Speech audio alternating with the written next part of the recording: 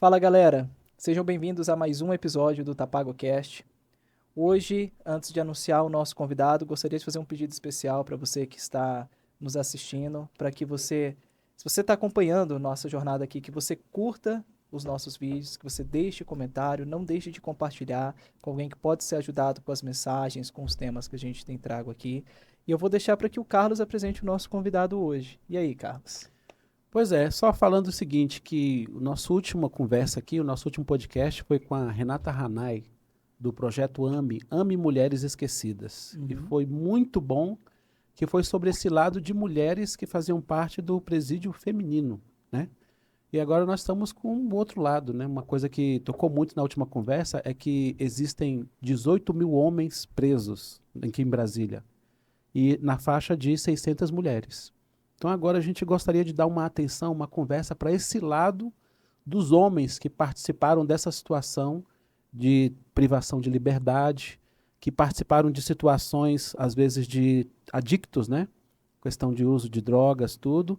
Nós estamos aqui com o Fernando, e o Fernando é uma pessoa que faz um trabalho maravilhoso junto com aqueles que estão junto com ele nessa cooperação, tanto com pessoas adictas, usuários de droga que são em processo de libertação, como pessoas que saíram do sistema penitenciário.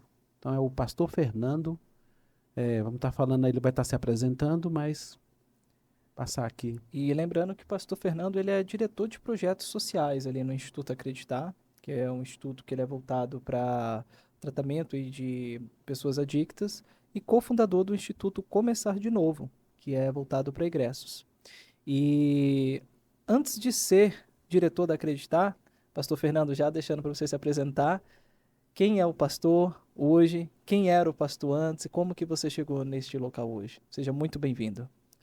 Eu queria agradecer a oportunidade, desde já a todos uma boa noite, que Deus possa estar abençoando. Amém. E para mim é um privilégio, né, e um prazer estar podendo compartilhar aqui as experiências, um pouco da minha história. Hoje eu sou pastor, estou como diretor de projetos sociais do Instituto Acreditar, sou cofundador do Instituto Começar de Novo e estou como suplente de conselheiro tutelar no Riacho Fundo 2, onde eu resido. Minha história é uma história de superação. Sou um ex-menino de rua, hoje é conhecido como pessoas em situação de rua. Vivi no lar disfuncional, meu pai é alcoólatra e família desestruturada. E aí eu fui morar, né, na rua com 12 anos de idade. E a princípio para sobreviver, engraxando o sapato, mas envolvi, né, na delinquência para sobreviver na rua. Tive algumas experiências, né, triste, mas Deus me deu a oportunidade de me erguer numa experiência que eu tive, Amém.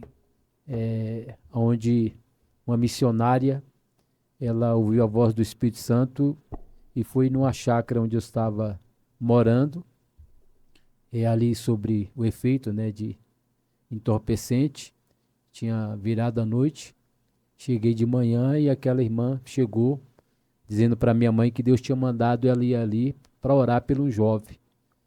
E ainda no efeito, né, dos entorpecentes, a irmã entrou no quarto onde eu estava e Deus usou aquela irmã de uma maneira tão poderosa que o efeito, né, da droga sumiu e Deus usou ela para falar comigo, dizendo que tinha um plano na minha vida e que o inimigo já tinha aberto a sepultura, e se eu continuasse naquela vida, Deus me dava 5 meses de vida. Eu entendi que era Deus porque a irmã nunca tinha me visto, e eu nunca tinha visto a irmã, e eu já tinha levado o tiro, e naquele dia Deus tocou meu coração. Amém. Eu entreguei a minha vida para Jesus, aceitei Ele, e hoje, né, sou pastor, teólogo, minha profissão é vigilante e realizo um trabalho de assistência religiosa a pessoas privadas de liberdade. Já tem 30 anos eu realizo esse trabalho. em Brasília, tive oportunidade de ir em outros estados e temos na nossa comunidade pessoas que é acolhida para tratamento de drogadição. E foi nesse momento da sua vida que você sentiu que Deus tinha te chamado para esse propósito? Você não teve dúvidas? Você se lançou, abriu mão de tudo que tinha? Como que foi esse início da jornada? A partir dos primeiros passos, né, você vai buscando ao Senhor e pedindo a direção. E Deus sempre usava alguém dizendo que tinha um chamado, um propósito na minha vida. E eu fui numa igreja visitar. E lá Deus usou um pastor em profecia dizendo que tinha um homem ali que Deus queria levar ele no lugar. E nesse lugar Deus haveria de usar ele para ganhar vidas para o Senhor. E aí eu tinha vontade de ir no presídio, mas tinha receio, nunca tinha ido. Uhum. E aí eu lembrei de um amigo que até hoje está preso, é reincidente. Eu tinha 19 anos, hoje eu tenho 49 anos. Então, 30 anos atrás, eu lembrei dele, fui na casa da mãe dele, contei a minha história e falei que queria visitá-lo. E aí visitei ele. A partir daquele momento eu vi que Deus tinha um propósito na minha vida. E quando você estava lá, você falou que foi no presídio visitar o amigo, antes de chegar no presídio, você já entendia que Deus estava querendo te levar para alcançar pessoas que estão no presídio? Ou você, depois dessa visita e no processo de visitação, é que foi entendendo que era para esse lado do pessoas privadas de liberdade? Como é que foi? Eu tinha só o desejo, mas eu tinha receio, Uhum. né? Eu tinha medo, não sabia, não tinha experiência, mas a partir da primeira visita, porque quando eu cheguei no presídio, eu não sabia que tinha que ter o cadastro. Sim. E aí quando eu cheguei lá, eu dei o nome, né, do interno, e aí o policial, na época era policial de custódia, falou, você não pode entrar porque você não tem um cadastro. Uhum. Mas eu era novo convertido, Uhum. então eu tinha fé. Eu falei, se Deus falou, eu vou entrar. E aí fui na porta do presídio, fiz uma oração e disse, Deus, se o Senhor tem um chamado, se foi o Senhor que mandou vir para cá, e o Senhor quer que eu entre, toca no coração daquele policial. Voltei lá, falei, eu preciso entrar. Ele olhou para mim, parou um tempo e pediu identidade. E aí foi uma experiência de que Deus confirmou que tinha uma obra comigo. Então, quando eu entrei, e aí as pessoas começaram, né, ver o meu testemunho, e eu vi que Deus tinha um chamado na minha vida. A partir daquele momento, não consegui mais sair do presídio. Eu digo que as pessoas perguntam, você já foi preso? Aí eu digo, não, eu sou preso de Cristo Jesus. Uhum. Você trouxe um material aqui e eu fiquei bem chocado com a história que você trouxe, como que esse material envolveu aqui um momento da sua vida. O material ele se chama aqui No Olho da Rua, é um livro e tem também um DVD. Conta mais pra gente um pouco sobre esse material e em que momento da sua vida você estava quando esse material foi produzido, por favor? Esse aqui é um documentário, Maria Lúcio Pinto Leal. Ela é da UNB. Na época, Que era ano é isso? de 90, época de 90, 92. Aham. Na época, era conhecido o Pichote, né, o famoso Pichote de São Paulo.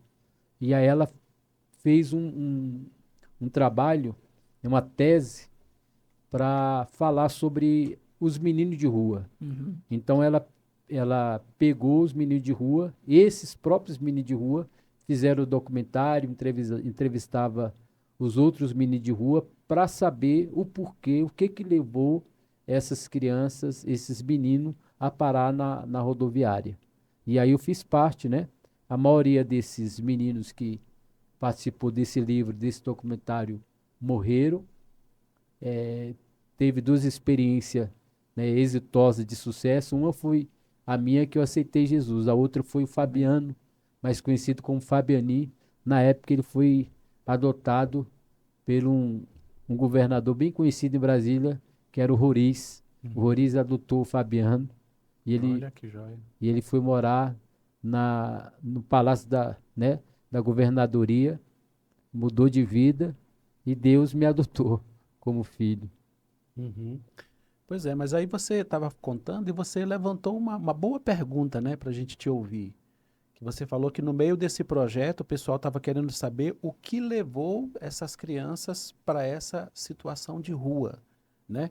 Então, assim, que acaba também gerando essa pergunta, o que leva, na sua visão, crianças para a situação de rua, pessoas para uma situação de drogas e muitas pessoas para a criminalidade? Será que existem algumas questões, algumas características, né, assim, que daria para ser um elo dessas situações? Como é que você vê isso? Nesse documentário é narrado e é identificado alguns fatores. O meu em particular, meu pai, ele era alcoólatra, já tinha separado da minha mãe, já estava em outro relacionamento, chegava em casa, espancava, naquela época não tinha a lei Maria da Penha, Uhum, espancava a esposa, os filhos, Uhum. maus tratos. Eu suportei até um tempo, até um dia que eu falei, hoje eu não apanho. E aí eu enfrentei e fui morar na rodoviária. E alguns casos são abusos, né? Crianças que são abusadas da sua própria casa e vão morar na rua. Então foi identificado alguns casos que as pessoas eram maus tratos e abusos, né? uhum. Abusos dessas crianças, que elas vão sofrendo esses abusos, mas chega uma hora que elas se revoltam e vão para a rua. Uhum. É comum a gente encontrar na palavra quando algumas das pessoas bíblicas ali, elas recebem um chamado segundo o seu propósito, alguns levantes acontecerem, algumas situações que podem tentar frustrar o nosso propósito ali, para que a gente desanime, que a gente não siga em frente, né? Você teve dias difíceis no seu início? Eu imagino que sim. E o que que te sustentou na sua missão para que você pudesse persistir e estar aqui hoje com um projeto aí? Hoje tem quantas pessoas lá na casa? Tem mais de 60, Mais de né? 60. Mais de 60 pessoas alcançadas por esse propósito. A gente vê uma, uma máquina de coletividade, de ações, de doações acontecendo ali. Mas para que tudo isso estivesse frutificando hoje, como que foi o germinar dessa semente? Primeiro é você ter a convicção que Deus te chamou. Aham. Se for olhar para a circunstância, porque você vai alcançar um público que é pejorativo Uhum. e já é estigmatizado, é um público que estão à margem da sociedade Sim. e que precisa ser alcançado. E esse público é um público que você tem que semear a semente da palavra, mas a, a colheita não é imediata, tem alguns que é a longo prazo, então Uhum. você tem que persistir, Uhum. insistir, e aí tem as dificuldades na questão econômica, a princípio a família ela fica com receio, né, com medo de retaliações, de perseguições, às vezes o próprio público, os irmãos em Cristo Jesus, não entende que o preso, a pessoa privada da liberdade, ele precisa ser alcançado, porque Jesus morreu para salvar os que estavam perdidos, Sim. né? Eu tive uma experiência, uma convicção, Deus me deu a oportunidade, Ele abriu a porta para mim e me qualificou na profissão de vigilante, e aí eu fiz um voto com Deus. Em todas as minhas férias, eu ia fazer uma viagem missionária. Uhum. E aí a oportunidade que Deus me deu na minha primeira viagem foi para o Complexo do Alemão, Uau. onde eu levei 50 DVD de um pregador conhecido para entregar para os traficantes, né, que estavam traficando. E de lá Deus já foi abrindo a porta. Eu fui 5 vezes no Rio de Janeiro, no Maranhão, Piauí, Tocantins, levando essa palavra, porque o Evangelho ele é o poder de Deus para a salvação daquele que crê. Amém. E Paulo vai dizer, como ouvirão se não há quem pregue? Né? E Verdade. aí eu descobri que Paulo, depois de Jesus, ele foi o maior missionário. Sim. E Uhum. Paulo ele vai escrever algumas cartas que é conhecido como cartas prisionais. Paulo vai escrever dentro da prisão Aham. a sua carta, né? Ele vai escrever aos Efésios, aos Colossenses, a Filemon. Sim. Ele vai ganhar Filemon dentro da cadeia. Aham. Ele vai ganhar Filemon. E a Bíblia vai dizer que também que ele vai pregar para os soldados. Diz que toda guarda pretoriana ouviu ele. E hoje eu vejo isso. Ontem mesmo eu estava, né, tive uma experiência ontem, eu estava no PDF, no CDP, Uhum. PDF 1, eu estava de manhã, CDP, e aí eu estava evangelizando, pregando para os presos, e o policial atrás de mim começou a chorar e disse: pastor, parabéns pelo seu trabalho, ora por mim, que eu estou com, né, tô com um problema na minha mente. Uhum. Então, o público que você alcança não é somente a pessoa que está privada da liberdade, porque ali tem um policial, ali tem um É professor, verdade. ali tem os servidores que estão trabalhando e às vezes ele está preso, não como preso comum, porque o preso está lá porque ele tem que pagar, ele cometeu um crime, ele Uhum. tem que pagar. Só que o policial está lá. E o policial está lá de plantão, às vezes fica 24 horas. Tem estado mesmo no Tocantins que o policial fica uma semana, porque ele mora em outro estado, então ele fica uma semana dentro do presídio. Aham. Assim como o exemplo ali de Paulo, né, que diz que toda aquela guarda foi alcançada pelo seu testemunho de viver, expressando o evangelho. Só para passar a mensagem aqui para Carlos, eu vim com a camiseta hoje que reflete muito a sensação que eu tive lá. Não Aham. sei se dá para ver ali, impossible, é impossível, mas tudo se torna possível na obra redentora do Senhor. Então, foi uma homenagem aqui ao trabalho de vocês, que Glória a vocês Deus. pegam causas impossíveis e tornam possíveis através do evangelho transformador do nosso Senhor.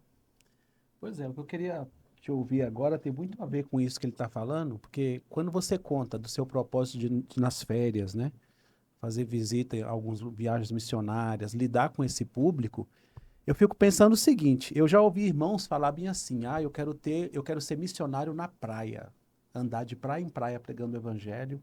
Outros: eu quero ser missionário nos Estados Unidos, e aí eu já prosperar financeiramente. E de repente você lidar com essas dificuldades, com essas situações, com esse público, com essas necessidades. Aí o crente comum vê o seu testemunho e pensa: pô, o Fernando é um super-homem. O Fernando é alguém altamente capacitado nas suas emoções para lidar com tanta situação. Qual é a capacitação, qual é o recurso, né, assim, que você tem, o que precisa ter para lidar com um chamado desse que é tão difícil? É o Espírito Santo. O Espírito Santo. O Espírito Santo, a Bíblia vai dizer que ele é o dínamos, é a explosão que está dentro de cada um de nós, que recebemos o Espírito Santo, né? É muita de se for falar dificuldades, talvez perdia tempo aqui, mas eu Uhum. queria falar dos resultados, Aleluia. porque Paulo vai dizer assim: eu combati o bom combate, Sim. eu vou acabar a carreira e vou guardar a fé. O evangelho é combate. Nós estamos no combate de resgatar as almas das mãos do diabo. Nós somos embaixadores de Deus na terra. Paulo vai dizer: sou embaixador de Cristo em cadeia. Então, Uhum. onde chega um crente cheio do Espírito Santo, ele com as suas fragilidades, né? Você chora, você... Ontem mesmo eu estava sem carro e eu estava vindo do CDP até lá na primeira parada de São Sebastião, Uhum. mas estava glorificando a Deus, porque Paulo vai dizer assim, que para mim é um privilégio, eu que, né, Paulo vai dizer: eu que era perseguidor, eu que não tinha nenhum prestígio, eu que persegui igreja, hoje o Senhor me fez um ministro do Evangelho. E eu posso dizer porque eu era um menino de rua, Uhum. alguém que não tinha uma perspectiva de vida, mas que Deus olhou para mim e disse: eu vou te usar, eu te escolhi. E a Bíblia vai dizer que não foi nós que escolhemos ele que nos escolheu. E a força que eu encontro é no Espírito Santo. Uhum. Porque aí você vai ver, talvez, o resultado, uma vida. Eu encontrei uma pessoa lá na Câmara, fui lá num parlamentar, falar de um projeto, e aí entrei no banheiro, tinha um rapaz limpando o banheiro, mas com o celular ligado e um hino. Eu entrei, e aí, Aleluia. Amém, meu irmão. aleluia. E aí ele falou para mim, o senhor não me conhece, mas eu conheço o Senhor. O Senhor não sabe o quanto o Senhor me ajudou. E aquilo ali alegrou meu coração. Amém. Ele trabalhando ali, ninguém sabia o histórico dele, Uhum. ele não falou de onde me conhecia, mas eu entendi o que ele queria dizer. Sim. Então, isso que nos alegra. Uma vida transformada, uma vida resgatada. Isso, a palavra do Senhor vai dizer que se nós conseguir ganhar uma alma, nós vamos apagar multidão de pecados. Amém. Como isso? Aleluia. Talvez aquela pessoa cometeu vários crimes, mas se ele não se converter, ele vai continuar praticando os mesmos crimes. Mas se ele se converter, então ele vai cessar. Porque a Bíblia vai dizer assim, que aquele que está em Cristo, nova criatura é. As coisas velhas se passam e eis que tudo se faz novo. Pegando um gancho aí, que aquele que está em Cristo, nova criatura é, lá no Instituto, ninguém contou.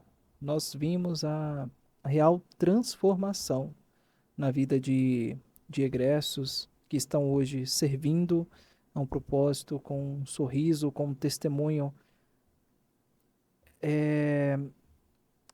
encorajador. Eu, particularmente dizendo só por mim, mas os irmãos também compartilharam isso, nossa fé saiu fortalecida Amém. daquele lugar. Foi uma experiência incrível que nós tivemos.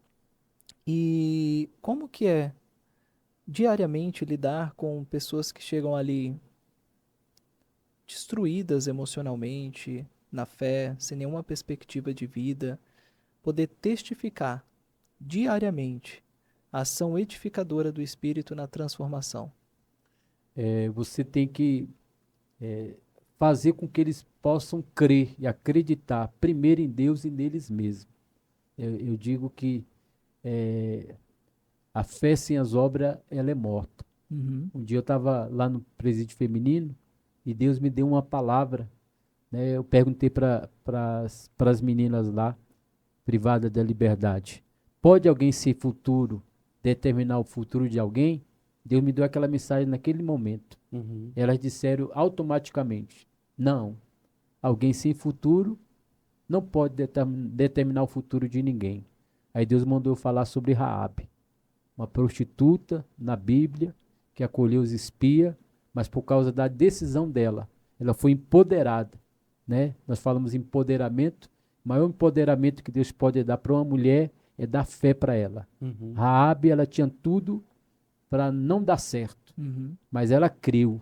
Ela disse para os espias, eu creio que o vosso Deus é Deus em cima no céu e na terra, e vocês vão possuir essa terra. E eu quero que vocês prometam para mim que eu seja salvo, não só eu, meu pai, minha mãe, meus irmãos e toda a minha família. E por causa da atitude dela, do posicionamento dela, ela preservou toda a sua família, e não somente sua família. Amém. Ela preservou e hoje, nós podemos agradecer a Raabe. Uhum. Por causa de Raabe, foi gerado Jessé, foi gerado Davi, foi gerado Jesus. E Isso Mateus está escrito lá.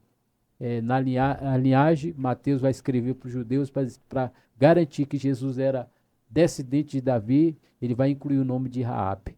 Uhum. Então, a fé de uma pessoa pode mudar a sua história. Ele pode reescrever uma nova história. Não tem como, não há possibilidade, o que nós dizemos para ele, eles mudar o passado dele. Sim. Mas tem como eles mudar o futuro, Amém. através da atitude. Amém. Eu estou lembrando de um texto que fala algo muito sério, né? Jesus fala o seguinte, que a gente primeiro tem que amarrar o valente para depois saquear os bens, né? E a gente entende que esse texto fala de que há uma luta espiritual para poder resgatar pessoas, né? E eu queria te ouvir, como é que é a guerra espiritual, a luta que vocês enfrentam para poder resgatar essas pessoas das prisões do diabo? Eu vou contar uma experiência. Uhum. Isso é bom. Vou contar uma experiência. Um dia eu estava. Antigamente, nós entrava 9 horas da manhã no presídio e saía 3 horas da tarde. Chegava lá, eu comecei esse trabalho, chegava 2 horas da manhã, na madrugada, eu levava Toddy, pão, bolo, evangelizava as famílias, já ficava lá. Quando era 7 horas nós ia para Guarita, e aí esperava a senha e entrava para o presídio. E um dia eu estava cansado, né? Não tinha orado, não tinha jejuado, porque as pessoas pensam assim, não, pastor, para fazer obra você tem que ser super-homem, ou então o semideus, ou chegar ao nível dos anjos. Aham. Não, você precisa só crer em Jesus e deixar o Espírito Santo trabalhar. E aí eu tive a experiência, o pátio estava, né, cheio, e um dos pastores, né, que é um interno que é levantado como pastor, falou, pastor Fernando, você vai pregar hoje. Mas eu olhei para mim e falei, meu Deus, estou cansado. Esse povo está querendo receber de Deus e está esperando receber de Deus através da minha vida. Aí o Espírito Santo falou para mim assim, olha para o seu ombro. Aí eu olhei e Deus me deu uma visão e eu vi patentes. Eu vi patentes, como se eu fosse um oficial. Aí Deus diz assim para mim, tu acha que o inimigo, ser espiritual, não sabe quem tu é? Não é pela tua força, não é pela tua santidade, é pela autoridade que você representa aqui. É pela autoridade que você representa. E naquele dia eu entendi que maior é o que está conosco. Aleluia. E as portas do inferno não podem prevalecer contra a igreja. É verdade. Porque muita gente fala, não, mas você tem que ser muito espiritual. Não, senão, se for assim, nós vamos acreditar a honra a nós mesmos. Mas a honra não é do homem, é do Senhor Jesus. E se nós fazemos alguma coisa, ele faz tanto querer como efetuar. Há uma guerra, mas essa guerra já foi vencida lá na cruz do Calvário. Amém. Jesus já pisou na cabeça da serpente e já tomou a chave da morte e do inferno. Já tomou da mão dele. Então já vi várias experiências de nós chegar no presídio, os demônios cair por terra e Jesus libertar as pessoas. Tivemos uma experiência agora com o pastor Felipe, né, que mora no Maranhão e é uma pessoa que faz um trabalho de libertação. Chegamos lá no Porto Velho, em uma ala dominada por uma facção. A princípio eles não queriam ouvir, mas quando nós começamos a orar, os demônios caíram por terra, todos os presos queriam oração. Eles quase não deixavam nós sair do pátio, porque eles viram a manifestação do Espírito Santo. Tem hora que Deus precisa mostrar, né, a evidência do ser espiritual para mostrar que quem está por detrás daquelas ações que eles fazem, né, envolvido no crime, cometendo atrocidade, e por detrás, e aí vai cumprir o que aconteceu, né, em Marcos capítulo 5. Jesus vai chegar em Gadara, tinha um homem lá que era o terror da cidade, violento, reincidente, um homem irrecuperável, à margem da sociedade, excluído, vivendo no sepulcro e nos montes. E aí Jesus vai lá e vai mostrar para a sociedade o que estava por detrás daquilo era ações demoníacas. Mas Jesus liberta e faz o que a igreja que nós estamos fazendo. Devolve a sociedade, reintegrado, ressocializado, em perfeito juízo e para dar testemunho de que há mudança. Sim. E eu gosto muito desse exemplo do endemoniado gadareno, que dá pra gente ver literalmente quando na esfera espiritual O nosso propósito ele já está estabelecido. Todos os nossos dias já foram escritos. E a tentativa do inimigo é frustrar estes planos de serem concluídos. E geralmente vai estar vinculado com a natureza do nosso propósito. Eu acredito, assim, não sei, que talvez o chamado aí desse rapaz que foi liberto, que ele tinha um chamado meio que apostólico, porque a palavra diz que ele atingiu uma decápolis, né, um conjunto de 10 cidades. Uhum. Então, estava claro para o inimigo o poder do testemunho daquele homem. E o inimigo tenta frustrar esse poder, tornando ele uma pessoa de má reputação, uma pessoa que é má vista, má falada, mas quando a obra redentora alcança e o testemunho dele, ele quis seguir Jesus, Jesus fala: não, seu papel é ficar aqui e seguir testemunhando, porque o seu testemunho alcançará uma quantidade grande, né, de pessoas, e a palavra nos mostra lá 10 cidades sendo alcançadas por esse testemunho. O que que acontece quando aqui na Terra, como ministros, embaixadores de Deus em Cristo, na autoridade que nós temos de não servir a dois deuses, o único Deus que nós servimos é o Senhor e o Criador de todas as coisas, nos dá essa autoridade para declarar essa salvação. Quando você olha nos olhos de um acolhido e você declara para ele que ele está em um lugar de paz, que a obra redentora do Senhor pode libertá-lo de toda essa escravidão que ele viveu até aquele momento. Quando ele entende que não está mais sozinho, qual que é a reação dele ao perceber a ficha cair? Existe esse momento, quando a ficha cai e ele tem essa sacada de eu tenho chances, eu posso mudar a minha história. Existe. Que, na verdade, foi isso que tocou meu coração. Quando a irmã chegou e Deus usou ela para mim, mas o que me marcou foi que Deus usava ela dizendo: jovem, Jesus te ama. Deus tem um plano na tua vida. Porque eu mesmo olhava para mim e dizia: para mim não tem jeito. Eu não tenho. Eu nasci para sofrer, é o karma, é destino, né? Eu não tinha nenhuma perspectiva. Mas quando a irmã começou a dizer para mim que Jesus me amava e que tinha um plano na minha vida, eu disse: então, para mim ainda há esperança. Aleluia. Para mim ainda tem jeito. Amém. É o que acontece com muita gente. Eles acham que não tem mais jeito, não há mais o que fazer, eles já tentaram de tudo. Muita gente até tenta, mas há um poder espiritual e às vezes até o próprio contexto familiar. Se você for fazer estudo, muitos daqueles que estão dentro do sistema prisional, os lares são disfuncionais. Sim. E isso eu falo não é questão econômica, porque nesses 30 anos encontrei pessoas que moram no Lago Sul, moram em Águas Claras, pessoas que são economicamente, né, estabilizados e têm os seus filhos presos. Mas porque talvez deram bens, mas não deram amor, não deram atenção, não deram, né, o que mais importante para o filho, né, um tempo. Às vezes eles dão bem, mas não dá o tempo que precisa.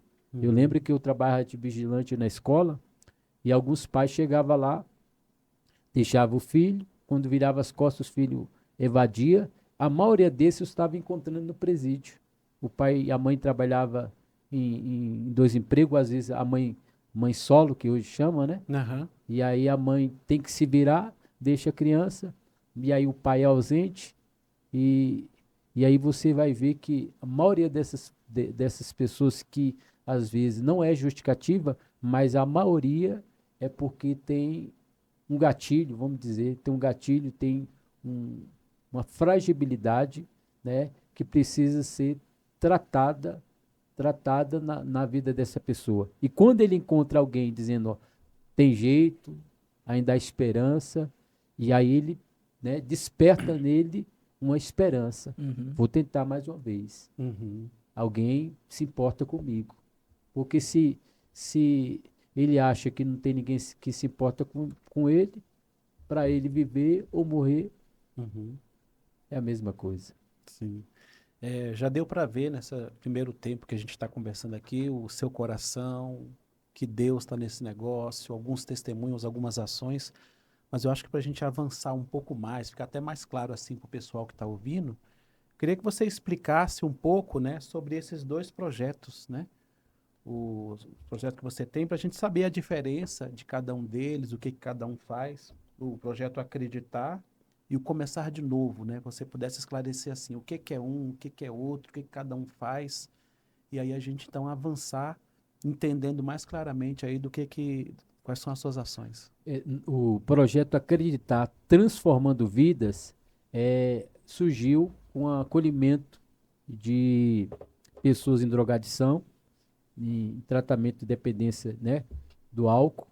E aí começamos a fazer um trabalho do sistema prisional e, e aí descobrimos a necessidade de um projeto semelhante, que é acolhimento institucional egresso. Uhum. Porque muitas vezes eu era procurado por policiais que viam que alguns internos queriam mesmo mudar, internos classificados, só que esses internos eram de outros estados, esses internos não tinham famílias, né, aqui em Brasília, ou tinha família, mas a família perderam os vínculos familiares, Uhum. e por causa da progressão, eles tinham que ter um endereço. Só receberia o benefício, por exemplo, Uhum. saída temporária, né? Prisão domiciliar, se ele tem um endereço fixo. E como ele vai ter esse endereço se ele não tem família de outro estado, perdeu os vínculos familiares, né? Aí surgiu o projeto Instituto Começar de Novo, para acolher essas pessoas. Na época da pandemia, nós acolhemos 6, começou o projeto assim, acolhemos 6, aluguei uma casa e aí comecei a trabalhar com eles. A maioria que veio para me acolher já eram classificados dentro do sistema prisional, era pedreiro, pintor, e aí nós começamos a arrumar serviços para eles. Tinha um contato com a FUNAP, quando ia lá, chegava, falava sobre a situação da pessoa, eles arrumavam emprego, e aí surgiu essa necessidade de institucionalizar o Instituto, começar de novo para acolher esses egressos. Uhum. Porque, inclusive, foi feito um decreto, governo federal, com políticas públicas para pré-egresso, egresso e a família do preso. Porque se você trabalhar com egresso, você vai combater residência. É só fazer uma pesquisa lá no setor comercial sul. Uhum. Faz uma entrevista, 60%, vou colocar baixo, né? 60% são egressos. Uhum. Porque ele sai, mas não tem para onde ir, vai para a rua. Aí ele vai fazer o quê? Virar viciado, ou no álcool, ou na droga. Uhum. Uhum. E a Acreditar, ela recebe ajuda do governo hoje, de parceiros? Como que subsiste, né? Da onde que vem essa provisão? Não, nós não recebemos ajuda do governo, porque nós acreditamos na espiritualidade, né? Sim.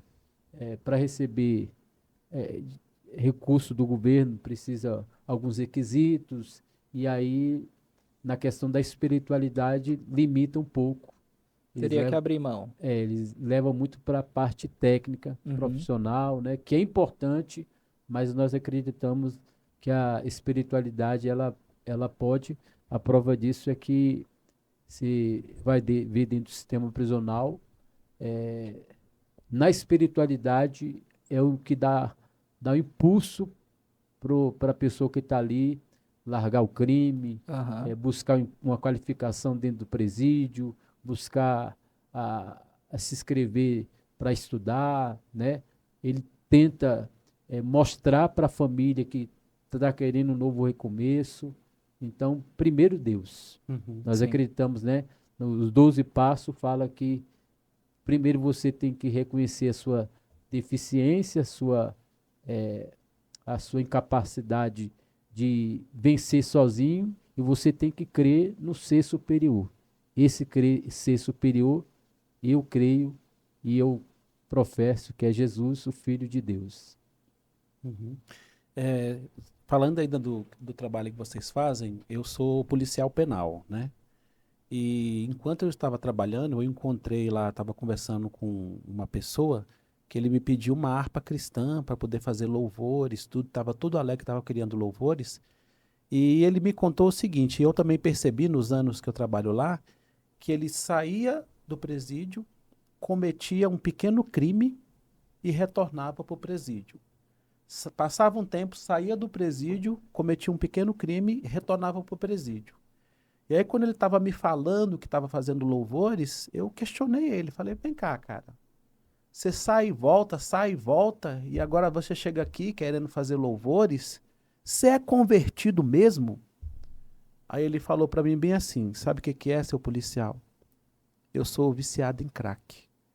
E quando eu tô na rua, eu não tenho o que comer, eu não tenho onde dormir, eu acabo voltando pro crack e eu não consigo servir a Deus. Mas quando eu estou no presídio, eu tenho um lugar seguro para dormir, eu tenho o que comer e aqui eu consigo servir a Deus. E quando ele me contou isso, assim, Felipe, eu fiquei muito triste, né, também, Fernando, porque eu fiquei pensando, poxa, se esse cara sai do presídio, cadê o amparo para que ele possa começar de novo?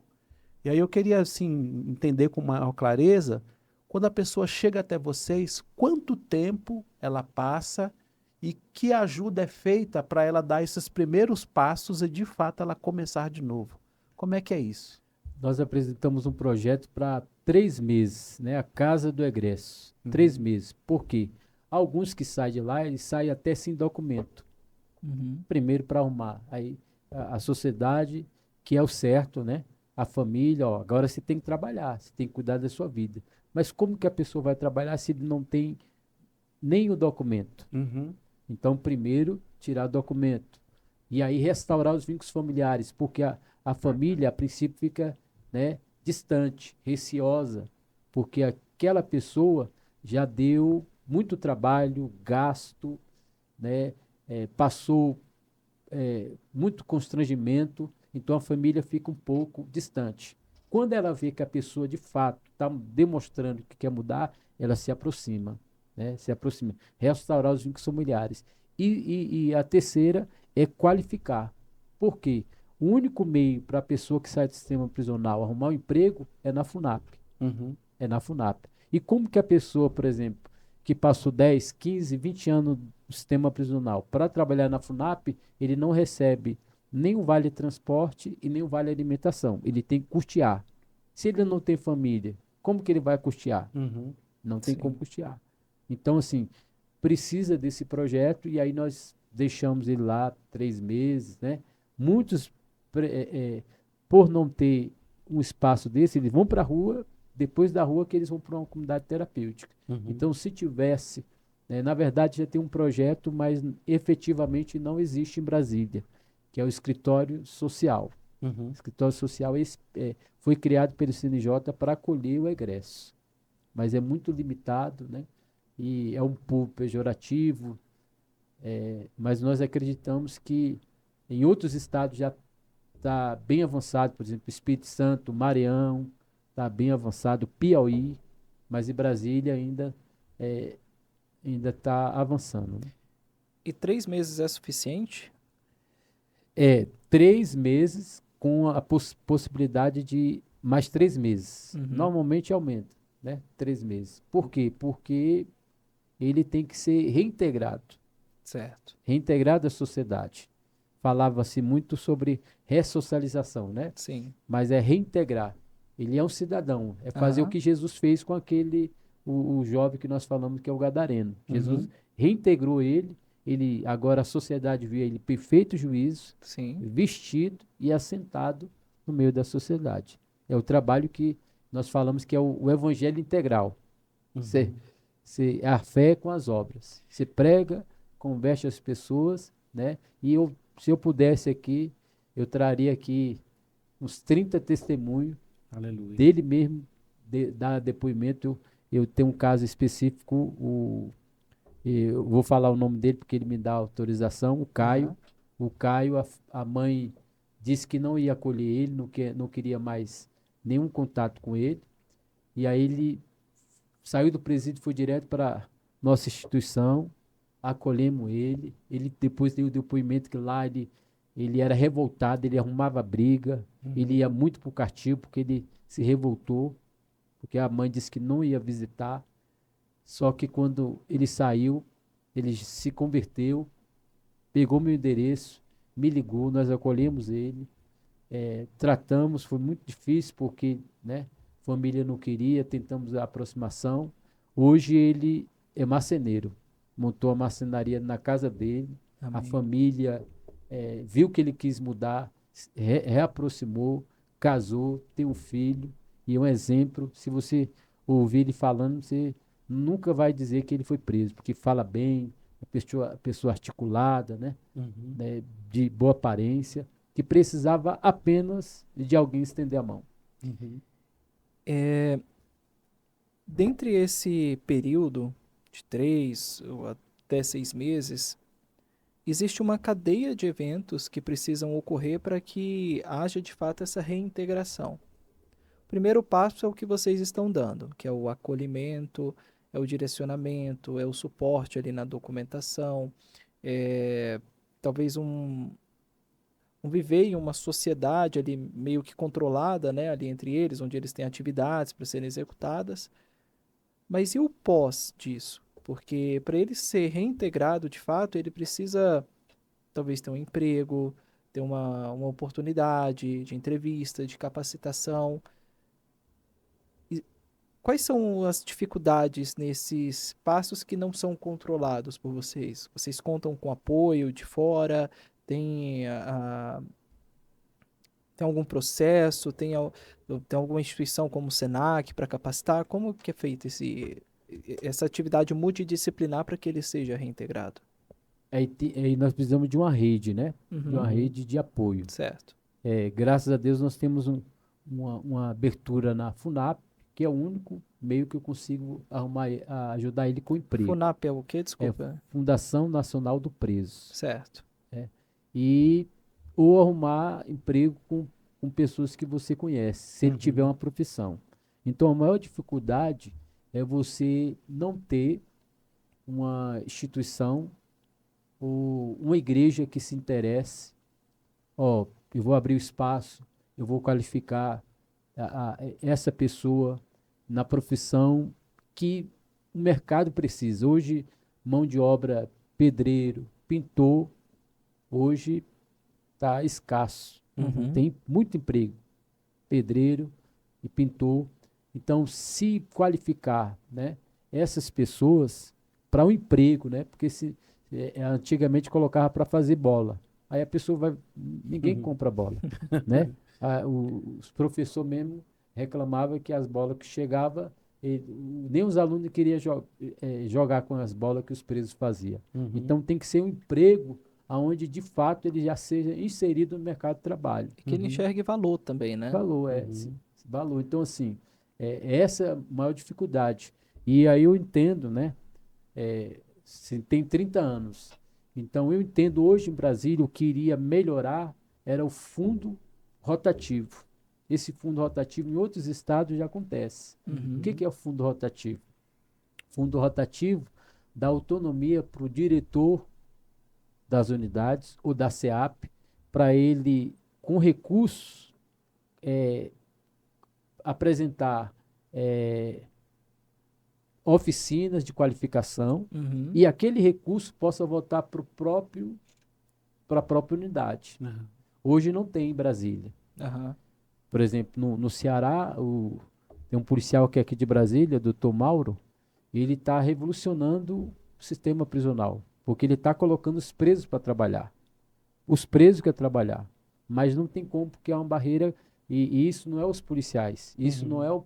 o diretor, isso é a questão da questão da portaria que ainda não regularizou e não existe em Brasília o fundo rotativo. Nós até apresentamos, nós também fazemos, além do trabalho religioso, apresentamos, eu sou um diretor de projetos sociais. Uhum. Nós que apresentamos a Senha Online. Hoje a Senha Online, o familiar vai lá, tira na hora e entra. Uhum. Sabe como que foi criada essa Senha Online? Não, conta aí. Foi com oração dos presos lá do PDF-1, Bloco D, fiz um desafio com ele.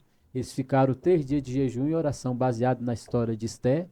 E aí nós apresentamos uma sugestão de projeto. Na época, hoje a vice-governadora era deputada distrital e era presidente da Comissão de Direitos Humanos. Uhum. E aí nós apresentamos, na época o deputado, que hoje é administrador lá de Taguatinga, ele fez uma audiência pública. Nessa audiência pública, foi consultado, e aí eles estabeleceram e criaram a senha online, que tinha no Goiás, que era no VaptVup, e em Brasília não tinha. Uhum. Então, nós até apresentamos essa questão do fundo rotativo, porque isso vai avançar o sistema prisional em Brasília. Vai unir o útil ao agradável.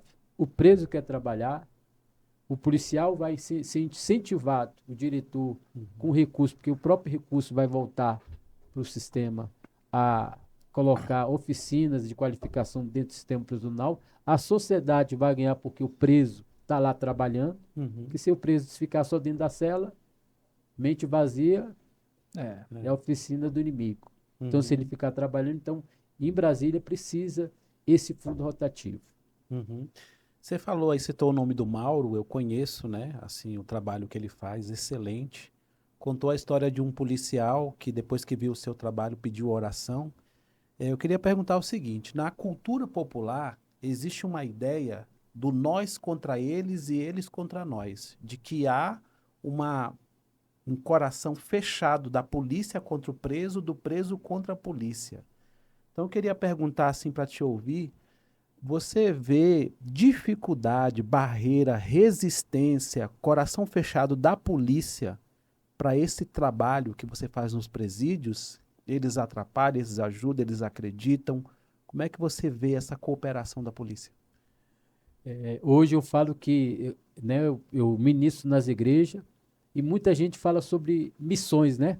Se fala missões, e aí eu falo para os jovens, vocês precisam ser missionário. Como? Estude, faça um concurso público, entra na PM, entra como policial penal, porque hoje os policiais penais são missionários. É eles que me ajudam eu prego o evangelho. É eles que me levam, porque eles conhecem, eu não conheço. Amém. Eles conhecem quem está dando trabalho, ele conhece aquele lá que é o mais perigoso. Os policiais penais hoje são instrumento de Deus para abrir a porta. E aí, isso baseado na Bíblia, Deus me deu essa palavra. João, o evangelista, o apóstolo, ele tinha um conhecimento com o sumo sacerdote. E Jesus disse para Pedro, Pedro, antes que o galo cante 3 vezes, antes que o galo cante 3 vezes, tu me negará. Pedro vai chegar, vai ver Jesus, seguir Jesus de longe, e aí Jesus entra na casa do sumo sacerdote. Fecham a porta. Só que João já estava lá dentro. Aí João, porque tinha influência e a prerrogativa, João vem, abre a porta para Pedro e Pedro entra. Aí cumpre a palavra de Jesus. Eu digo que hoje os policiais é aqueles que estão abrindo a porta para a igreja pregar o evangelho. Os policiais hoje são parceiros, né? Tem algumas situações pontuais, mas hoje a maioria são servos de Deus.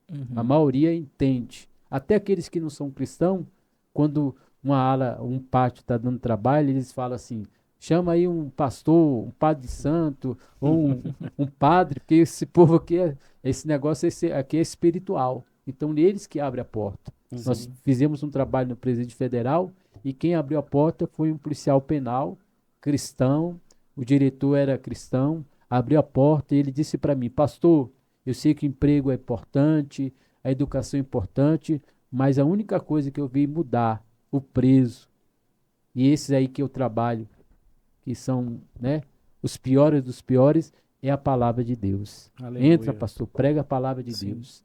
Então hoje são parceiros, né? Muitas igrejas, né?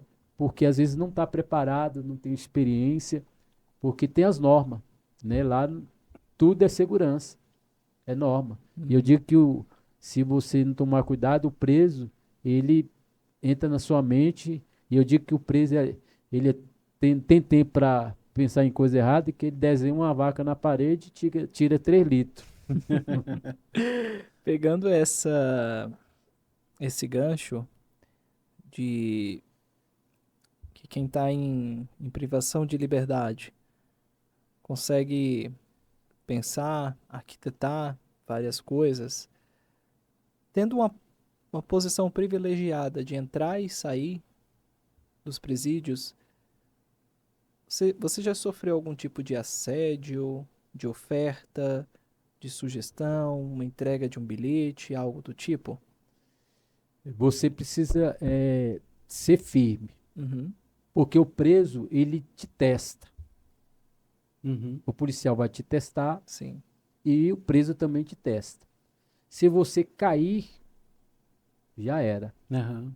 Se fizer para um, faz para todos. Sim. Então você tem que ser firme. Se você for firme, ele vai dizer, aquele ali não tem como. Uhum, Por exemplo, estamos fazendo culto, ele vem com os bilhetes, pastor, é para orar. Eu disse, qual é o seu nome? Não pego, Uhum. porque pela portaria está dizendo que eu não posso pegar. uhum, Se eu pegar, o policial não sabe se é um pedido de oração ou não. uhum, Então já vou dar vazão para ser suspeito. uhum, Então você tem que ser firme. Não pode, eu digo que na concessão abre exceção. sim. Se você fazer uma concessão para alguém, abre uma exceção. E Uhum, aí você cai no descrédito.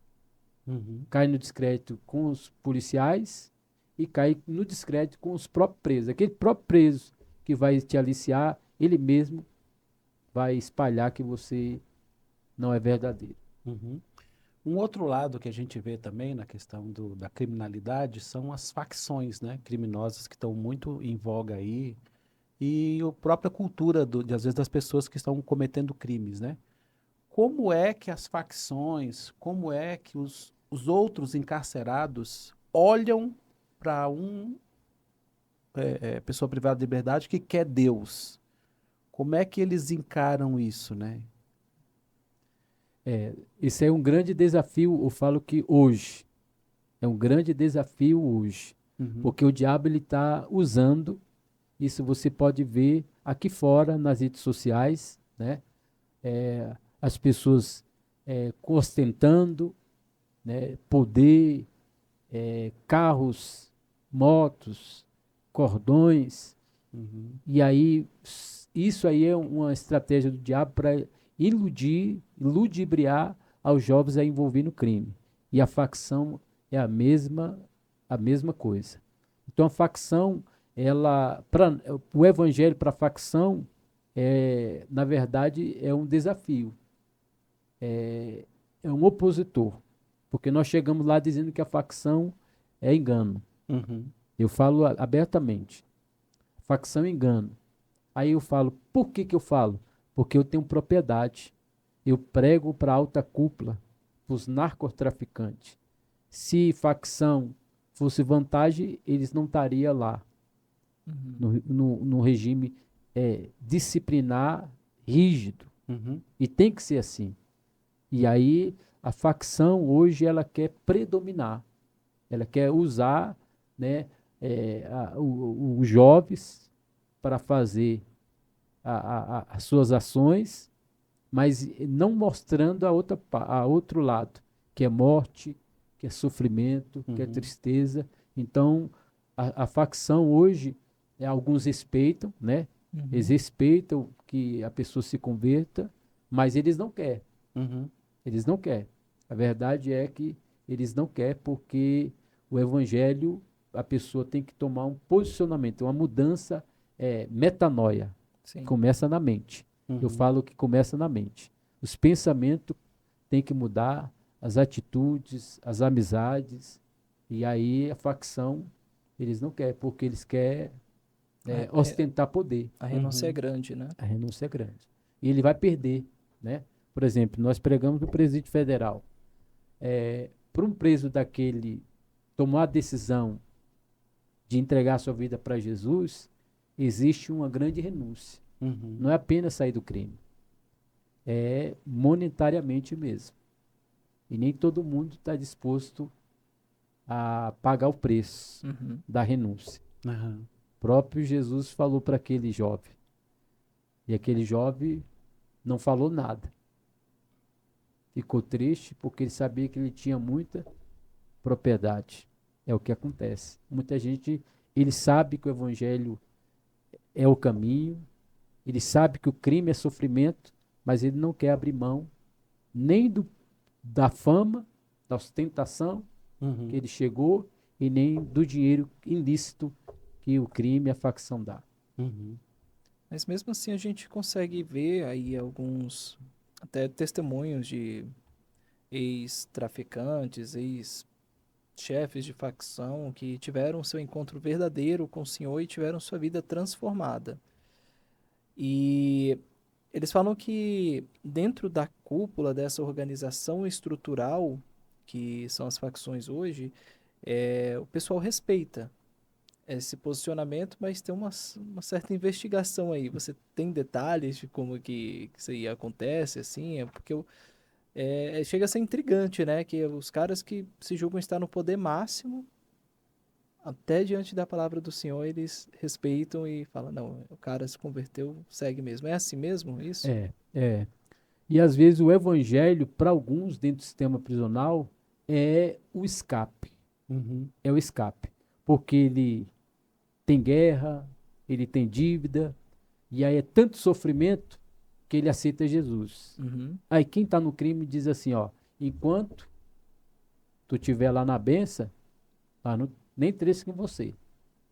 Uhum. Mas se você sair, nós te pega.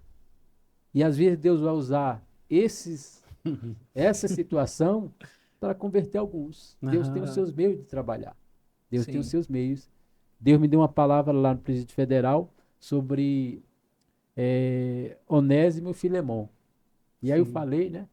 Aí um dos presos, não vou falar o nome dele aqui Uhum. para não Por dizer que eu favor. estou mais um preso que acha que é liderança. Eu falei, ó, Onésimo, ele foi perdoado, ele tinha dado prejuízo ao seu senhor, era corria risco de morte porque ele era escravo e ele tinha que ser punido naquela época para mostrar exemplo para os outros escravos, mas Paulo vai mandar um bilhete do presídio Uhum. e vai dizer, Filemon, receba ele, não como escravo, mas como irmão. E se ele te deu algum prejuízo, está te devendo alguma coisa, coloca na minha conta. Aí esse preso perguntou, pastor, mas será que Onésimo converteu mesmo? Aí, aí eu respondi para ele, com certeza, porque quem está testando é Paulo. Uhum. E Paulo ele era verdadeiro. Sim. Quem está testando é Paulo. Ou seja, ele queria dizer, será, pastor, que esse Uhum. cara não está escondendo atrás da Bíblia? Uhum. Mas tocando aí um pouco nisso, né? No será.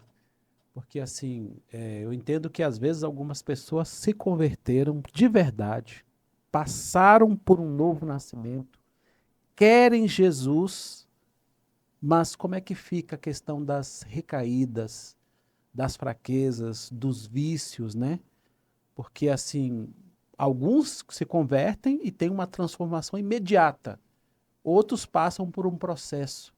Como é que você vê essa questão das recaídas e dessa caminhada?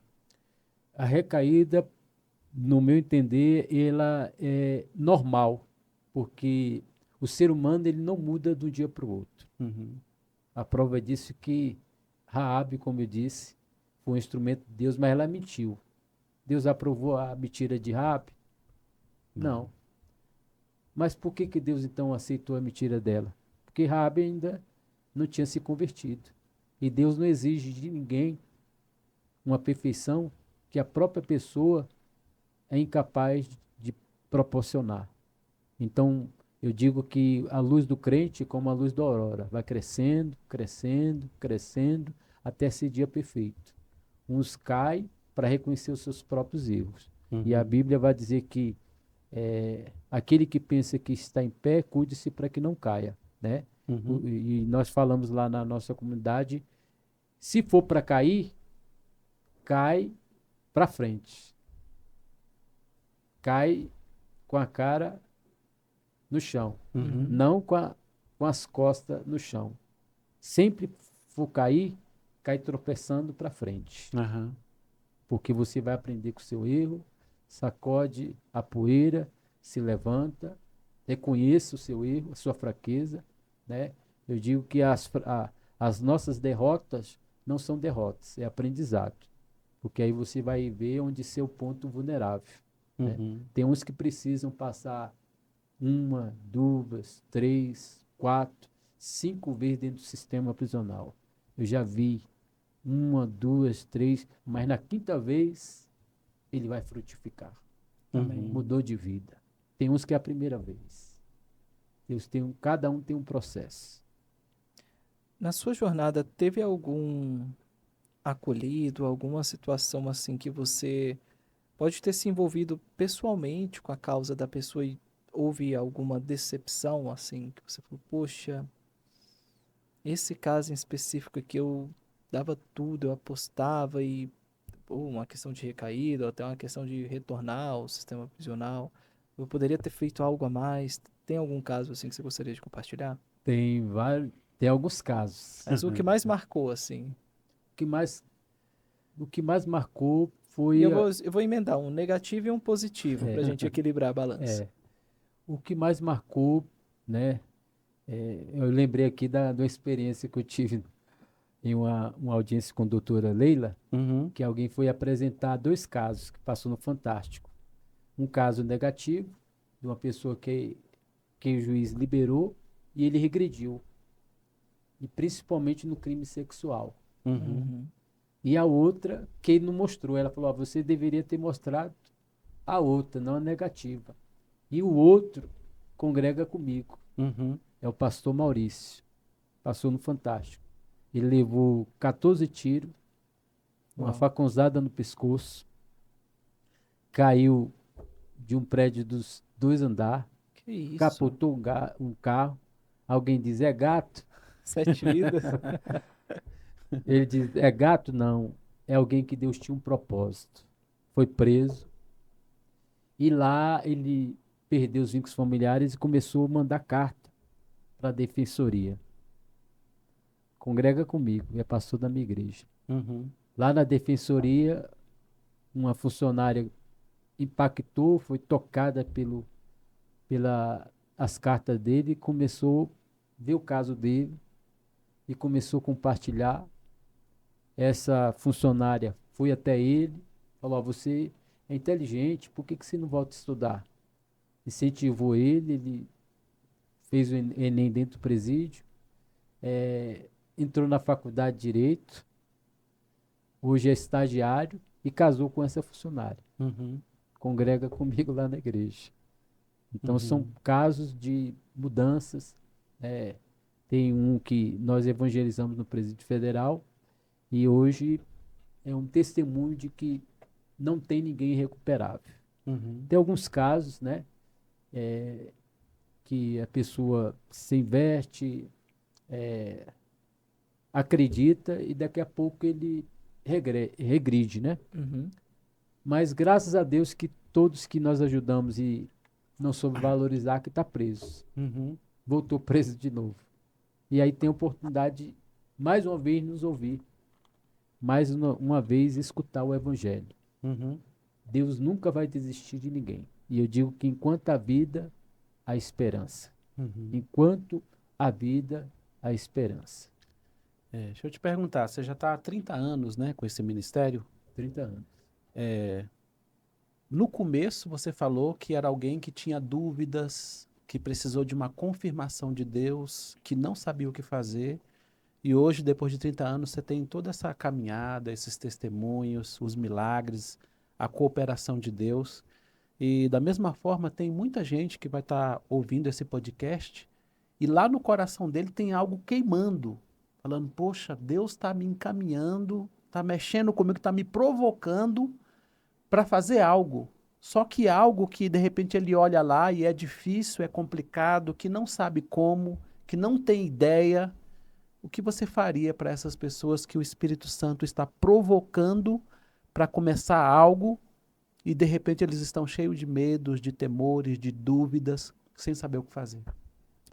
O conselho que eu dou para esse irmão, para essa irmã, é que ele não duvide, ele acredite, ele obedeça à voz do Espírito Santo. Nós fomos o mês passado lá para a Bolívia, Deus cumpriu a promessa e nós saímos daqui e nós saímos com um propósito, nós vamos entrar no presídio. Quando chegou lá na porta do presídio, os pastores de lá disseram que estava tudo certo e alguém disse: ó, lá vocês só vão entrar com dinheiro, porque lá é um país que as pessoas elas aceitam suborno, tudo é suborno. E nós falamos: nós vamos entrar e não vamos pagar não. Chegamos 9 horas, quando foi meio-dia, eu vi uma pessoa, um preso me olhando. E eu olhei na parede e estava lá escrito Hebreus 13:3, em espanhol, mas eu identifiquei, não sei ler, mas eu identifiquei. Ele olhou para mim e disse: você acredita que Deus já preparou tudo? Aí eu comecei a falar de Jesus para ele. Ele aceitou Jesus. Amém. Aquele preso foi lá dentro, falou com o assistente social e ele nos colocou para dentro.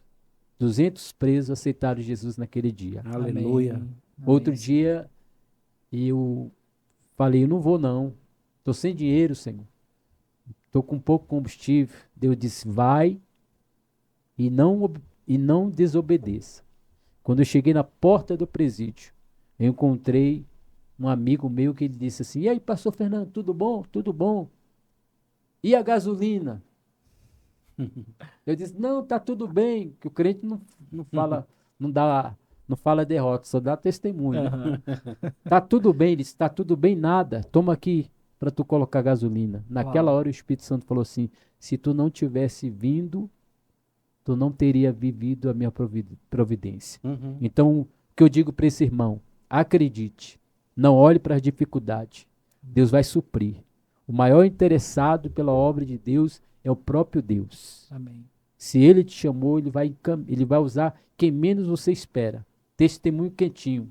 Ontem eu preguei lá no CDP, 2 Reis, capítulo 7, quando Deus usou o profeta dizendo: Deus vai entrar com providência. A cidade estava cercada, não tinha comida. Aí o capitão disse: ainda que Deus abra a janela do céu, não tem como. O profeta disse: você vai ver, mas não vai usufruir. Deus vai usar 4 leprosos. Eu preguei isso de manhã. Quando foi à tarde, o policial me liga e diz: pastor, tem umas roupas aqui na Papuda. Vem buscar Amém. aqui para doar lá para a casa de recuperação. Quem foi buscar? O Eric, ex-presidiário, que hoje é um empresário, falou: pastor, vou buscar roupa.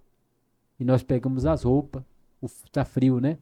Sim. Muitas mantas, muita roupa eu levei para casa de recuperação. Amém. Deus usou quem? Os leprosos.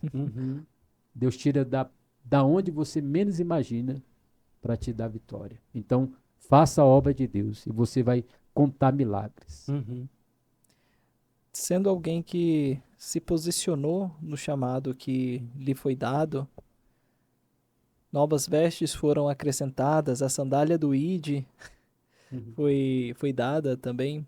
Se você pudesse voltar no tempo e olhar para aquele Fernando lá do passado, que estava lá na rodoviária, o que você diria para o Fernando sobre o futuro que espera?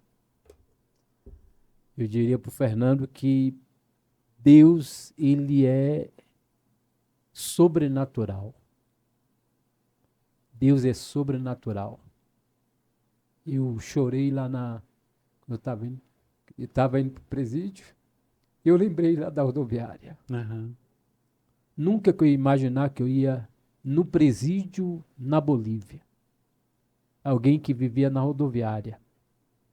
tomando banho no chafariz da torre de televisão, cheirando cola, muitas vezes, para sobreviver no frio. Que dizia para mim mesmo, eu nasci para sofrer. Nem a minha família se importa comigo. Mas tinha um Deus que era poderoso para fazer o impossível. Amém. Eu ia dizer para o Fernando, Deus, ele é sobrenatural. Não há nada que Deus não possa fazer. Acredite nos seus sonhos, porque os sonhos, ele se tornarão realidade na vida daqueles que Deus tem um chamado. Não é porque merece, não é porque faz por merecer, Sim. é a graça de Deus. Uhum. É uma graça que é um favor imerecido. Uhum. Eu digo que é o que ele fez na minha vida, é o que ele fez na vida de Mefibosete. Muita gente prega, Lodebar nunca mais. Aí eu digo, Lodebar sim. Porque é muito fácil eu sair de Lodebar e nunca mais voltar lá. Uhum. Mas eu quero voltar lá em Lodebar e dizer, ó, eu estava aqui, Uhum. estou lá no palácio. Mas eu não Amém. esqueci de onde eu saí. Uhum. Na Bíblia fala sobre o profeta Jeremias, ele é até chamado pelos teólogos como o profeta chorão, né? E numa das passagens dele, ele fala o seguinte, que uma vez ele estava cercado de tanta tribulação que ele, no coração dele, ele decidiu o seguinte, não vou mais falar nesse nome. Mas ele disse que dentro do coração dele, o fogo queimava e que ele não podia resistir a esse fogo dentro dele, né? E aí ele teve que voltar a falar o nome. Então eu queria aproveitar essa passagem para te perguntar o seguinte, né? Mesmo com todos esses testemunhos, essas ações, já teve momentos que você pensou em parar, em desistir, em não mais mexer com isso, em pular fora? E que o que aconteceu? Vou contar essa experiência, né? Que nem tudo é flores, tem os espinhos. Um dia eu saí e fui numa unidade. Chegou lá, acontecia algo que não entendi. Passei 5 vezes no scanner. Naquela época era dia de visita. Uhum. E aí eu fiquei calado, eu queria, né? Mas eu lembrei que Paulo, ele, quando estava apanhando, ele não falou nada. Uhum. E aí falava, entra, abaixa. E aí me levaram para uma sala, eu fiquei de 9 horas até meio-dia. E eu falei, meu Deus, que luta, que constrangimento. Vou desistir disso aqui. E aí, quando deu meio-dia, me liberaram. E aí eu fui para casa, falei, não vou voltar mais não. Só que quando foi na outra semana, esse sentimento que Jeremias Uhum. sentiu me impulsionou. 15 dias eu voltei para o presídio, naquela mesma unidade. E aí eu entendi o porquê que eu tinha passado aquilo. Eu encontrei um rapaz que era um desafeto meu na infância. Esse rapaz, ele morreu dentro do presídio, ele pegou AIDS, ele estava condenado a 40 anos. Naquele dia que eu voltei, eu encontrei ele, porque eu tinha vontade de encontrar ele, já Uhum. tinha 20 anos. Eu encontrei ele, ele perguntou, você que é o Fernando? Eu disse, sou o Fernando. Você que é o Fernando? Eu disse, sou o Fernando. Aí ele chamava os outros presos, esse aqui, ó, se um dia eu for crente, eu quero ser crente igual a ele. Se Jesus não me curar da AIDS, e se ele não me tirar daqui, eu quero ser crente como ele. E eu comecei a chorar e eu entendi por que eu tinha passado aquela dificuldade, Uhum. aquela humilhação. Uhum. Tudo tem um propósito. Uhum. Até as lutas, até as dificuldades que nós enfrentamos e humilhações que passamos na obra do Senhor. É porque Deus quer que nós avançamos. Talvez aquilo ali é para Deus testar o que está no nosso coração. Uhum. Se nós acreditamos mesmo no propósito de Deus ou não. Eu passei aquela humilhação que eu disse para mim mesmo. Não vou estou cansado. É muita luta, muito sofrimento, muita prova, dificuldade. Se faz igual Paulo, muitas vezes você milita a sua própria guerra. Uhum. Aham. A própria guerra você milita. Mas tudo tem uma recompensa. Uhum. Deus não deve nada para ninguém. Tudo que nós fazemos para o Senhor, Ele nos recompensa. Amém. Amém.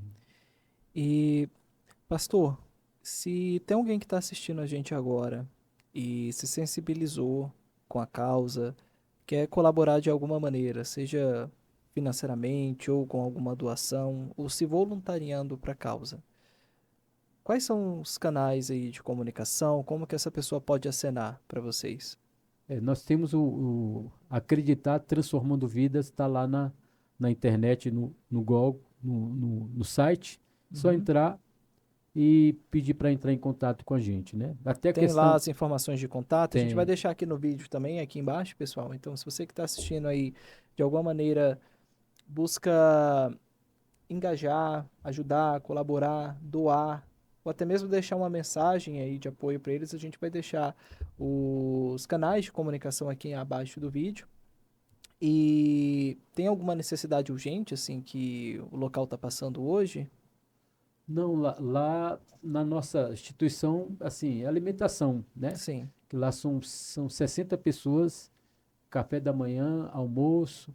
Normalmente nós fazemos a campanha de arroz, né? Uhum. Que eles comem, eles se alimentam bem. Come bem. É. Então, sim, se Deus tocar no coração, nós não limitamos, né, o toque do Espírito Santo, é o que Deus tocar. Sim. Né? Deus Frio também, né? Que tá chegando aí agora. até que, sim, nós conseguimos essa doação lá do Que veio presídio, essa semana, né? foi muita coisa, então eles Amém. estão supridos nessa questão do frio, né? Então, assim, arroz, mistura, o que Deus tocar no seu coração. Queria até aproveitar e agradecer a Sociedade Bíblica do Brasil, Uhum. Uhum. que muita dificuldade nós tínhamos de levar a Bíblia. Sociedade Bíblica do Brasil hoje é o nosso parceiro, nós estamos conseguindo levar a joia. Bíblia. Eles fizeram uma Bíblia específica só para os presos. Então a Sociedade Bíblica, ela hoje é um parceiro do projeto, né? Tem doado Bíblia, e graças a Deus, Deus ele tem usado, né, a Sociedade Bíblica para levar a palavra de Deus para os presos. Uhum. Amém. Amém. Para mim encerrar as minhas perguntas, eu só queria tocar no seguinte. Você falou que hoje em dia o crime, a propaganda do crime, traz um certo fascínio para muitos adolescentes e jovens, um engano, né, de olhar para essa vida e falar, eu vou ostentar, eu vou ter poder, e tá no começo. O que falar para esses jovens que olham com um certo fascínio para essa caminhada? É o que nós falamos, que nós fazemos um trabalho socioeducativo também, um provisório, que fica até 90 dias, e no NIRI, que é no Recanto AM, que eles ficam de 18 a 21. Nós falamos abertamente. O que nós falamos para ele? Que quem envolve em facção é ser palhaço na mão do diabo, Uhum. baseado em Sansão. Sansão, ele era uma liderança, tinha Sim. força, tinha poder. Enquanto ele estava servindo a Deus, o nome do Senhor estava sendo glorificado. Quando ele desviou do propósito, ele virou palhaço na mão dos filisteus. Perdeu a visão e começou a andar em círculo. Assim é todos aqueles que envolvem facção. Quer viver uma vida tranquila, em paz? Tiago vai dizer assim, onde há espírito faccioso, há perturbação e toda espécie de males. Então, onde há facção, quer envolver em facção, se nós puder convencer que não, nós vamos convencer. Mas se quiser, perturbação e toda espécie de males. Uhum. Mas aquele que quer viver com a sabedoria de Deus vai viver uma vida pacífica, tranquila e frutos de alegria. Amém. É o que nós falamos para os jovens. Não envolve facção. Os faccionados estão lá no P0, sozinho na cela. Os faccionados estão lá no presídio federal, que não vão sair. Condenado 90, 50, 30, não vão sair. Então, quer viver a liberdade? Sirva a Deus, vai viver a sua vida e não envolva facção. Amém. Amém. A minha última pergunta aqui, para encerrar já o episódio, e é entender se o pastor já entende que o que foi construído até hoje já é o seu legado, ou se tem algo a mais para ser construído. Qual o legado que você gostaria de deixar? Vou contar uma experiência, é muita experiência. Amém. Fui no gabinete de um certo parlamentar e fui falar do projeto. Quando eu falei de presídio, eu falei: ei, pastor, não fala, isso aí não dá voto para ninguém, não. Você acha que os pastores, ele falou, né? Você acha que os pastores lá dessa sua igreja estão preocupados com presídio? Estão preocupados com criança, estão preocupados com velhos, que são importantes, né? Aí o rapaz que foi comigo ficou todo Uhum. constrangido. Uhum. Eu falei: não, o senhor está certo, o senhor está certo. Mas sabe por que eu faço esse trabalho? Aí eu disse para ele: eu tenho 2 netos. E quando eu falecer, eu parti antes dele, se Jesus não voltar, se alguém perguntar para ele, ele vai falar: o seu avô conseguiu ajudar a sociedade, o Brasil. Amém. Como? Amém. Ele recuperou alguns presos que poderia continuar no crime, mas hoje estão com a vida mudada. Ele ajudou a sociedade. E aí eu vi o depoimento, a entrevista do doutor secretário do Senapem, e diz, sem ser pragmático, nosso trabalho dentro do sistema prisional é manter a segurança, mas se nós conseguir ressocializar, nós deixamos um legado. Amém. Amém. Todos aqueles que assistem o nosso canal Tá Pago, Deus tem nos dado graça para trazer um conteúdo de qualidade, testemunhos fortes, maravilhosos. E nós queremos que esse conteúdo possa alcançar muita gente. É verdade. Então, novamente eu falo, curta, comente, compartilhe esse conteúdo, se inscreva no canal para nos ajudar a espalhar tudo isso que Deus tem feito, né, Aleluia. por meio do seu reino. É isso aí, Carlos. O Tapago, ele nasce de uma ideia aqui de 2 irmãos em tentar levar a palavra, o testemunho, através de temas, né, onde a gente vê a graça do Senhor sendo derramada. Então, agradecer a todos vocês que têm nos acompanhado nessa jornada. O próximo episódio ainda não está definido, a gente está buscando aí um grupo de uma expressão relevante, mas tá difícil o contato com eles, mas ficamos abertos também a sugestões. Pode deixar aqui nos comentários algum tema, algo em específico que vocês gostariam de estar acompanhando aqui no próximo episódio, né? A gente tenta se organizar para isso. Sim. Agradecer aqui a presença do pastor Fernando, mandar um abraço para toda a equipe lá. Logo a nossa igreja estará fazendo uma visita lá para fazer uma dinâmica, enfim, porque a gente se sentiu muito acolhido e ficou com esse desejo de voltar lá para algo mais elaborado. Obrigado pela receptividade, pelo almoço, pela experiência. Posso dizer pessoalmente que fui edificado e minha fé foi engrandecida ali com todo o mover do Senhor ali no espaço de vocês. Deixar o espaço aqui para você também agradecer. Você pode usar aquela câmera ali para falar diretamente com o Amém. pessoal. Amém. Queria agradecer, né, a vocês pela oportunidade. Tenho certeza que vai alcançar muita gente. Queria agradecer primeiramente a Deus, né, pela Amém. oportunidade que Deus está dando, e dizer, né, para o nosso irmão Carlos que Deus possa usar ele como abridor de portas. Amém. Amém. Abridor de portas, porque Deus vai levantar algumas pessoas para abrir porta. E hoje ele abriu uma porta aqui para que o nome do Senhor fosse glorificado. Amém. Deus abençoe. Amém. Obrigado, pessoal. Até a próxima.